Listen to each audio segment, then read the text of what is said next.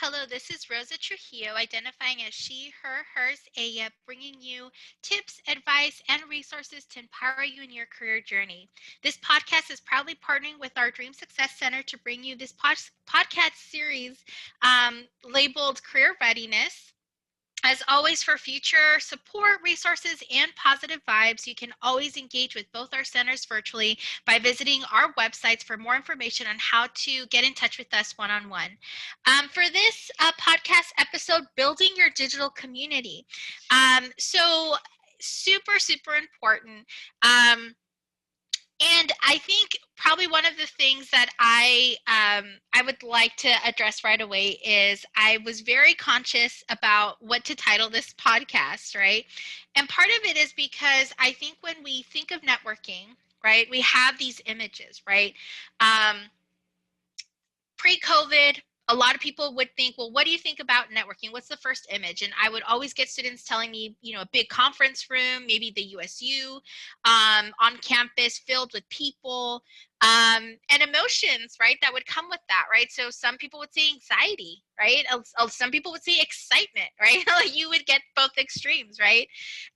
Now during COVID, right? If I asked you, what do you think about when you think about networking? You might imagine black little squares, right?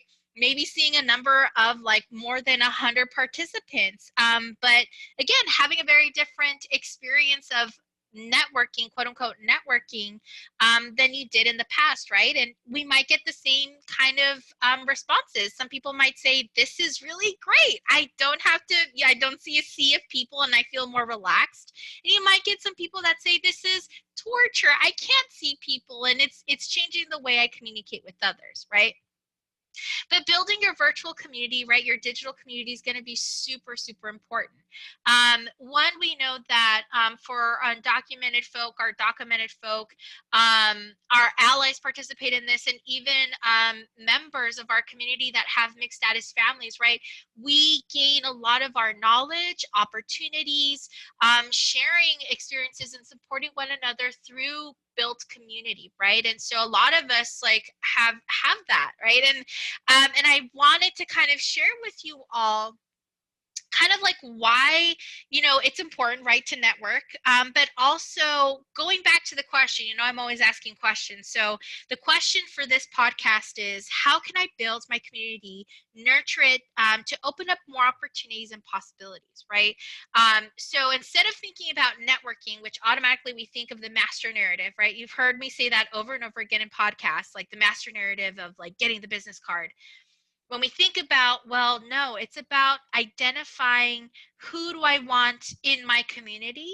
That really shifts the way we might even feel about how we're going to engage with others, right? So I did want to introduce you three different networking types that I think would be super fun for you to kind of think about, because I feel even in my own professional journey, I've seen these kind of like characters pop into my networking circles, right? So the first type of like a networking type, or this person that surfaces in your network, is what I like to call the knowledge bearer, right? So this person, comes in with like knowledge, right? And it doesn't matter what age they're in. It could be like an entry level professional who's just super engaged in their community and their industry and like participating in different things, to someone who has like 10 plus years of experience in the industry or in the field that you're interested in learning more about, right? So sometimes when we're in these networking spaces, depending where we're at in our career journey, we're seeking more information from these type of individuals, right? So when you are going to virtual conferences and you're seeing panels, you can kind of identify these individuals because they know a lot about their industry. So sometimes you want to reach out to them because you want to better understand what they do, because you might be curious, like, oh, it sounds pretty interesting. Like, I may actually be interested in what they're doing. Um, as a career, and they might have more information on how to get your foot in the door. This is especially true if you get very early, like early to mid-career professionals. So they're probably like in the first couple of years in the profession. They can give you really that advice on like how they got their foot in the door, what is the hiring nature like, what are the skill sets that people are looking for, right? So usually that's one type. So think of like your network and like, oh, is that something that you want to find like in your next community member, right? Who do you want to bring into that community circle? The next type is probably one of my favorites because I feel like we all gravitate towards these individuals and we want to network with these individuals, is what I like to call the spirit guide.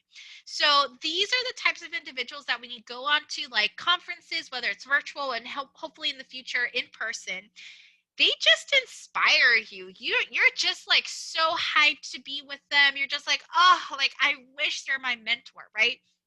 So they become like this mentor spiritual guide. Like you follow them on LinkedIn and they always post something really cool about what they're doing, or they're on Instagram and they're talking about the work that they're doing, and you're just like, oh, I really want to engage with this person.